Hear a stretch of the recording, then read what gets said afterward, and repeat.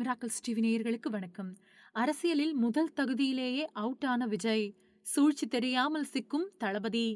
அரசியலை பற்றி படித்துவிட்டு வருபவர்களை விட சினிமாவில் நடித்துவிட்டு வருபவர்கள் தான் அதிகமாக இருக்கிறார்கள். காலம் காலமாக சினிமாவிலிருந்து யாராவது ஒரு பிரபலம் அவர்களுக்கு இருக்கும் ரசிகர்களின் சப்போர்ட்டோடு வந்து விடுகிறார்கள். அந்த வகையில் யாராவது ஒருவர் மூலம் தமிழ்நாட்டிற்கு ஒரு மாற்றம் ஏற்பட்டு விடாதா என்கின்ற ஆசையில் மக்கள் ஆதரவு கொடுத்து வருகிறார்கள். மேலும் சினிமாவில் ஆட்டநாயகனாகவும் வசூல் மன்னனாகவும் வெற்றி பெற்று வரும் விஜய் தற்பொழுது தமிழக வெற்றிக் கழகம் என்கின்ற கட்சியின் மூலம் அரசியலுக்குள் வரப்போகிறார். இவருடைய வருகை பலருக்கும் சந்தோஷத்தை கொடுத்திருந்தாலும் இன்னொரு பக்கம் அரசியலில் சாதிக்க வேண்டும் என்றால் நிறைய தகுதிகள் இருக்க வேண்டும் என்று சில கருத்துக்களும் வந்து கொண்டுதான் இருக்கின்றது.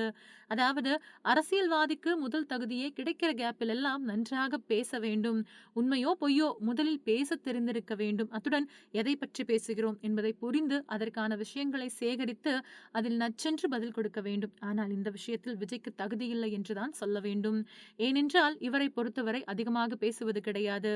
அரசியல் சம்பந்தப்பட்ட விஷயங்களை நுணுக்கமாக தெரிந்திருக்க வேண்டும். அத்துடன் ஒரு பிரச்சனை ஏற்படுகிறது என்றால் அதை இறங்கி உண்டு இல்லை என்று பார்க்க வேண்டும். முக்கியமாக யாரையும் கண்மூடித்தனமாக நம்பக்கூடாது.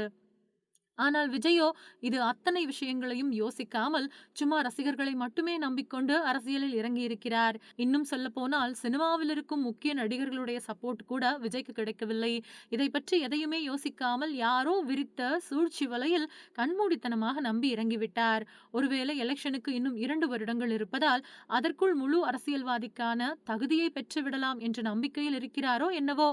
எது எப்படியோ மக்கள் மனதில் இடம் பிடித்து நல்லது செய்தால் கண்டிப்பாக அரசியலில் இவருக்கான ஒரு இடம் கிடைக்க வாய்ப்பிருக்கின்றது.